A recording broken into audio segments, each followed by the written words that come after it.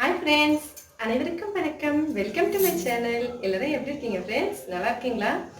அனைவருக்கும் இனிய தீபாவளி நல்வாழ்த்துக்கள். இந்த தீபாவளி எல்லாருக்கும் ரொம்ப சந்தோஷமான தீபாவளியாக இருக்கணும்னு நாங்களும் கடவுள்கிட்ட வேண்டிக்கிறோம்.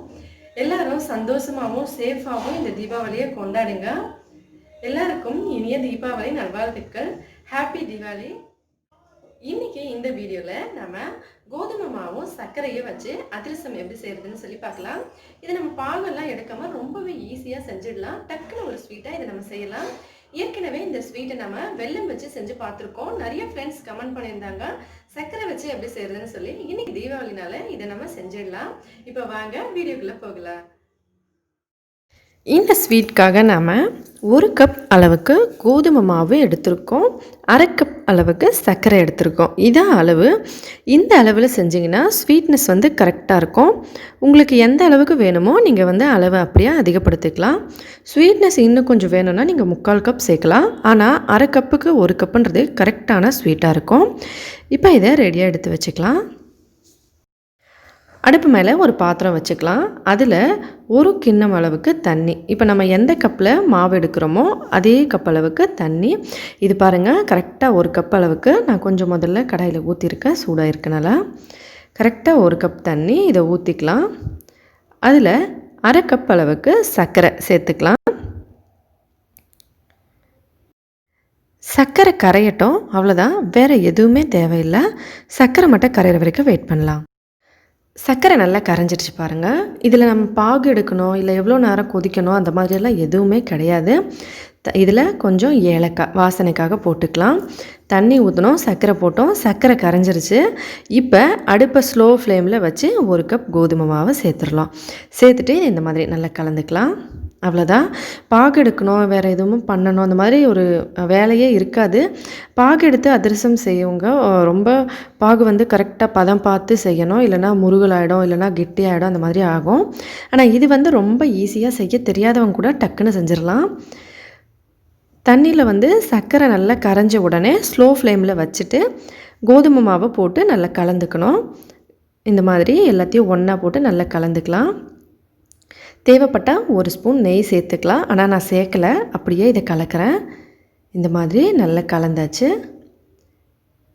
எல்லாத்தையும் ஒன்றா சேர்த்து நல்லா கலந்து இப்போ ஆற வச்சிடலாம். இப்போ இது நல்லா ஆறிடுச்சு. கையில் கொஞ்சமாக இந்த மாதிரி எண்ணெய் தடவிட்டு இதை நல்லா இப்படி பிசைஞ்சிக்கலாம். ஏன்னா ஒரு இடத்துல சின்ன சின்ன கட்டிகள் மாதிரி இருக்கலாம் கோதுமை மாவு சேர்த்து கலந்ததுனால.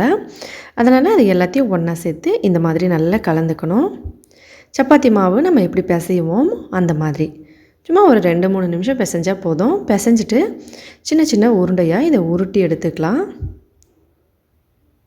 இந்த சின்ன சின்ன உருண்டையாக இந்த மாதிரி உருட்டி கொஞ்சம் மாவு போட்டுட்டு அதுக்கு மேலே வச்சு இப்படி நல்லா திரட்டிக்கலாம்.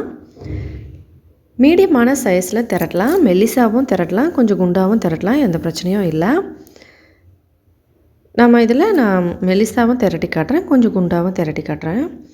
நல்லா இந்த மாதிரி எப்படி நம்ம சப்பாத்தி மாவு திரட்டுவோமோ அதே போல் திரட்டிட்டு சின்ன சின்ன ரவுண்டாக இந்த மாதிரி கட் பண்ணி வச்சுக்கலாம். எல்லாத்தையும் உங்களுக்கு பெருசாக வேணும்னாலும் நீங்கள் பெருசாக பாத்திரம் வச்சு கட் பண்ணிக்கலாம். நான் இந்த மாதிரி சின்ன சின்னதாக கட் பண்ணியிருக்கேன். இந்த மாதிரி எல்லாத்தையும் கட் பண்ணி ரெடி பண்ணி வச்சுக்கலாம். அதுக்கப்புறம் நம்ம எண்ணெயில் போட்டு பொரிச்சு எடுக்கலாம். பாருங்கள், இது ஒன்று கொஞ்சம் மெல்லிசாவும் ஒன்று இந்த சைஸ்லேயும் இருக்குது. பாத்திரத்தில் எண்ணெய் ஊற்றி நல்லா சூடு பண்ணிக்கலாம். எண்ணெய் நல்லா சூடான உடனே அதில் நம்ம ஏற்கனவே ரெடி பண்ணி வச்சுருக்க இந்த மாவு அப்படியே போட்டுடலாம். இப்படி நீங்கள் ஒரேடியாக 5, 6 அந்த மாதிரி எவ்வளோ வேணால் போடலாம். இது ஒட்டாது. மேலே வந்தோடனே இது பாருங்கள் தனித்தனியாக வந்துடும். அதனால் நம்ம ஒரேடியாக கூட போட்டுக்கலாம். 1, 2 தான் போடணும்னு இல்லை, எவ்வளோ வேணாலும் போட்டு பொரிச்சிக்கலாம். இந்த சைஸ் கடாய்க்கு இவ்வளோ எண்ணெய்க்கு நான் இத்தனை போட்டிருக்கேன். உங்களுக்கு பாத்திரத்துக்கு ஏற்ற மாதிரி நீங்கள் போட்டுக்கலாம். பாருங்கள், இவ்வளோ சூப்பராக மேலே லேயர் மாதிரி பூரி மாதிரி இருக்குது பார்க்குறதுக்கு, பபிள் பபிளாக. இதை நல்லா திருப்பி போட்டு 2 சைடும் வேக வச்சுக்கலாம். இப்போ இது எல்லாம் நல்லா கலர் சேஞ்ச் ஆகிடுச்சு. திருப்பி போட்டு இன்னொரு சைடும் வேக வச்சு எடுத்துடலாம். சர்க்கரை அதிரசம் ரொம்பவே ஈஸியாக நம்ம செஞ்சுட்டோம் பாருங்கள். ரொம்பவே டேஸ்டியாக இருக்கும். மறக்காமல் ட்ரை பண்ணி பார்த்துட்டு எப்படி இருந்ததுன்னு கமெண்ட்ஸில் சொல்லுங்கள். உங்களோட ஃப்ரெண்ட்ஸுங்களுக்கெல்லாம் நம்ம சேனல் பற்றி சொல்லுங்கள். அவ்வளோதான் ஃப்ரெண்ட்ஸ். இதை இப்போ எடுத்துடலாம். எடுத்து எண்ணெய் வடிய வச்சோம் நம்ம எடுத்து அப்படியே சாப்பிடலாம். இதே போல் எல்லாத்தையும் செஞ்சிடலாம். அதே மாதிரி இன்னொரு தடவை போட்டு எடுத்துடலாம். எண்ணெய் வந்து முதல்ல நல்லா சூடு பண்ணிக்கோங்க. ஹை ஃப்ளேமில் வச்சு போடும்போது மீடியம் ஃப்ளேமில் வச்சுக்கலாம். இந்த மாதிரி பொறுமையாக போடுங்க. எண்ணெய் பலகாரம் செய்யும்போது எப்போவுமே பார்த்து பத்திரமா செய்யுங்க. ஒரு வேளை எண்ணெய் பலகாரம் செய்யும்போதோ இல்லை சூடுனால ஏதாவது காயங்கள் ஏற்பட்டால் உடனே ஆலோவேரா வச்சுருந்தீங்கன்னா அதை எடுத்து கொஞ்சமாக தேய்ச்சி விட்டுருங்க. உடனே சரியாக போயிடும். ஜெல்லு இருந்தாலுமே இல்லை ஆலோவேரா அப்படியே வச்சுருந்தீங்கனாலும் கொஞ்சம் கட் பண்ணி உடனே அந்த இடத்துல தேய்ச்சி விட்டிங்கன்னா சரியாக போயிடும். எப்போவுமே எண்ணெய் பக்கத்துலேயும் அடுப்பு பக்கத்துலேயும் சமைக்கும்போது பத்திரமா பார்த்து செய்யுங்க. ஒரு வேளை பட்டுருச்சுன்னா இந்த மாதிரி செய்யுங்க. இது போட்டு இந்த மாதிரி நல்லா 2 சைடும் மீடியமான ஃப்ளேம்லேயே வேக வைக்கணும். இப்போ பாருங்கள் நல்ல கோல்டன் ப்ரௌன் கலர் மாதிரி லைட்டாக வந்திருக்கு. இதுவே வெல்லமில் செஞ்சுருந்தோம்னா நல்ல வெள்ளை கலரில் வந்துடும். வெல்லம் எப்படி இருக்கோ அதே கலரில் வந்துடும். இதை வந்து நம்ம சர்க்கரையில் செஞ்சுருக்கிறதுனால இந்த கலரில் இருக்குது. பாருங்கள் எவ்வளோ சூப்பராக இருக்குது பார்க்குறதுக்கு. எண்ணெயை நல்லா வடிய விட்டுருங்க. பொதுவாகவே அதிரசம் செய்யும்போது நமக்கு எண்ணெய் நிறைய வரும். ஒரு கரண்டியை மேலே வச்சு அழுத்தி எடுப்போம். அந்த மாதிரியும் எடுக்கலாம். அப்படி இல்லைன்னா நீங்கள் தனித்தனியாக அப்படியே அந்த ஆயில் ஸ்ட்ரெயினர் வச்சுருந்திங்கன்னா அதை வச்சுட்டு அது மேலே வச்சுட்டு அப்புறமா நீங்கள் எடுத்து பலகாரம் வந்து சாப்பிட்டுக்கலாம்.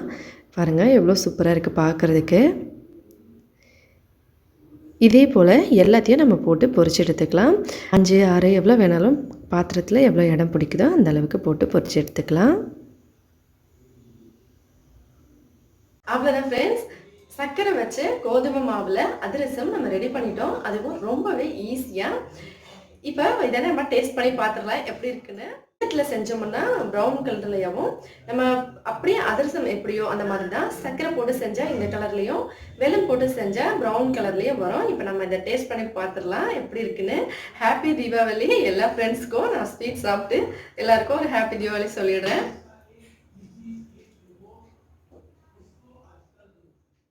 ரொம்பவே சூப்பராக இருக்குது. நீங்களும் வீட்டில் ட்ரை பண்ணி பார்த்துட்டு எப்படி இருந்ததுன்னு மறக்காமல் கமெண்ட்ஸில் சொல்லுங்கள். இந்த வீடியோ பிடிச்சிருந்தா மறக்காமல் லைக் பண்ணிடுங்க. அதோட உங்களோட ஃப்ரெண்ட்ஸுங்களுக்கெல்லாம் ஷேர் பண்ணுங்கள். நம்மளோட சேனலை பற்றி சொல்லுங்கள். நம்ம சேனலை மறக்காமல் பிடிச்சிருந்தா சப்ஸ்கிரைப் பண்ணிக்கோங்க.